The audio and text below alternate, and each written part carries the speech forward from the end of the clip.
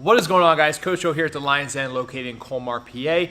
I have decided to switch up my training and take a more hypertrophy approach for the next several months.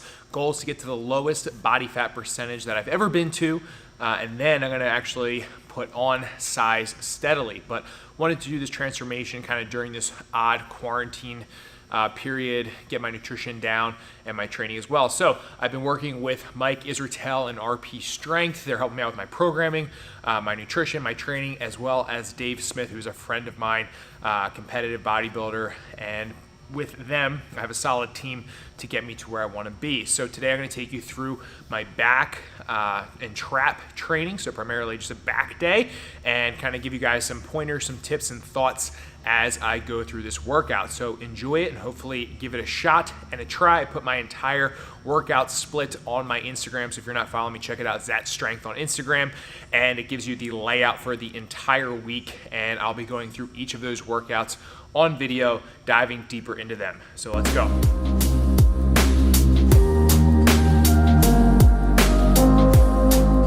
All right, my friends, so first movement on tap for back today was gonna be barbell row, but we're gonna row all the way up to our chest and touch our chest every single time.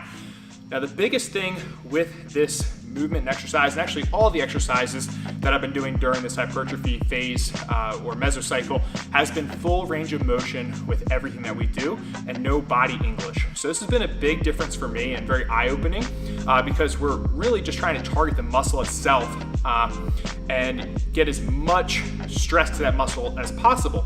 So when doing these, we really want to make sure that we keep our chest, I would say, as proud as possible by kind of opening up your chest as much as possible and limiting any body English. So the hips shouldn't be moving. This is something that I struggled with early on. I still have a little bit of issue with it, but I'm getting a lot better since when I started. And we want to make sure that we row all the way up using our lats to touch our chest. Now we're going to do that till about technical failure. So from there, we're going to do a superset of regular bent over barbell rows to about our belly button. So you're not gonna be able to get anywhere near as much because you're gonna be pretty smoked from that working set of getting the bar to your chest every single time. But it's just a way that we can get a little bit more stress to the target muscle. So with this exercise, I did 3 sets, and I'm trying to beat last week in terms of volume. So the weight stayed the same, but I'm trying to get increased volume. So I got about 18, and then that was a couple more than last week, and then I got a little bit more on my bent over rows as well for every set. So that's just a basic principle of progressive overload, and we'll do that until I'm no longer getting the proper stimulus or the fatigue is too high, and then we're going to take a deload or a low stress week and then get back after it.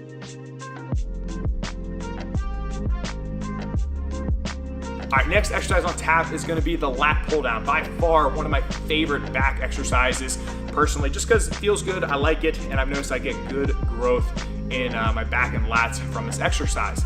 Now, for this, I was doing 3 working sets, and I was trying to be anywhere from that 10 to 15 rep range, trying to either match or beat last week's reps that I got with this exercise. I noticed my back felt a little bit more fatigued today, so I actually did really well in the rows, but on the lat pull down, I basically got the same amount as last week. Not really a big issue because it was still a good training session, but the goal is to progress or meet last week in terms of volume. So a couple of points of performance for this is we want to make sure that we're touching our chest with the bar every single time we pull it down. Now, I struggled with this in the beginning, and the more I did it, the better my range of motion got, and I think you'll find the same when you guys do this. If you can't touch your chest, bigger guys, more muscle, it's just gonna be harder. So we're gonna have to do it more to get that full range of motion and mobility just because of the muscle mass that we have. But if you are struggling, before I couldn't touch my chest, what I would do is just try to get it below my chin. So that was just establishing a good reference point to make sure that I'm getting the same range of motion on every single rep and that the consistency is there. So if you can't touch your chest, try to get it below your chin or wherever you have a point of reference to make sure that every rep is the same. Now, in terms of grip, I want you guys to play with your grip a little bit, see what feels the best. I actually used to do these with a very wide grip, but I noticed that I felt it more in my lats the closer I brought my grip just a little bit, and I just overall felt better about it. So play with your grip, start wide, see how that feels, and then go a little bit closer and see if you feel it in your lats more, your back more, or maybe weaker areas of your back that you haven't used. Try it out and experiment with it. Another thing I really like to incorporate with this as well is straps, just because we're trying to focus on the lats in the back and not be limited by our grip strength. One of the biggest mistakes that I used to make is I would use tons of body English when trying to get the bar down to my chest, using tons of momentum and almost rocking back and forth. Now, one of the newer things that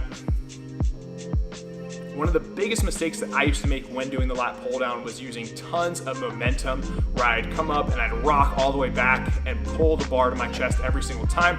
Now, the issue with that is that we're now using other muscles to pull the bar to our chest instead of our lats. So we want to make sure that we can just target the lats solely to get as much growth and stress to them as possible. So keep it as strict as you can without using any momentum or body English. All right, next movement is going to be the barbell shrug.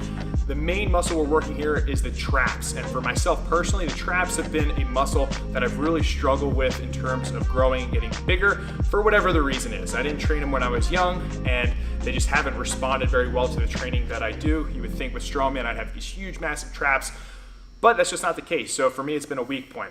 Now, something that I have noticed that made a big difference in feeling my traps in the shrug has been playing with my grip width. I noticed that the wider that my hands were, the less I felt it in my traps, and the more narrow I got my grip, the more I could feel it in my traps. So play around with your grip like I've mentioned in other exercises, but just bringing my hands almost to exactly where my quads are has made a big difference in feeling it way more in my traps, and I feel like they have been growing a little bit throughout this mesocycle just simply on that.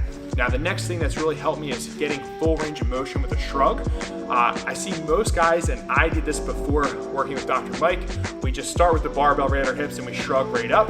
But what Mike has taught me is to lengthen the trap as much as possible by almost letting your arms hang and then pulling all the way up and getting a little pause at the top. So you'll see in this video, I kind of let my arms hang a little bit. That's to just stretch out the tricep, get that full range of motion, and get as much amplitude at the top of the shrug.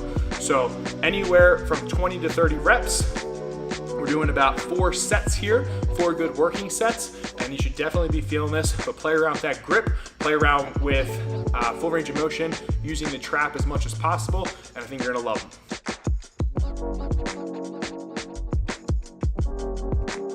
All right, the last exercise is right after we're done the shrugs, we're gonna go to some barbell wrist curls. I use 115 for these, and basically we're just trying to blow up the forearms, grip strength. It's really good for just everything in general. If you're doing your strongman lifts, if you're doing powerlifting, jiu-jitsu, right? I kind of fall in line with all of those. Very big fan of grip strength. So what I like doing for these is using a false grip. So my thumb is gonna be wrapped over top with my fingers and not around the bar.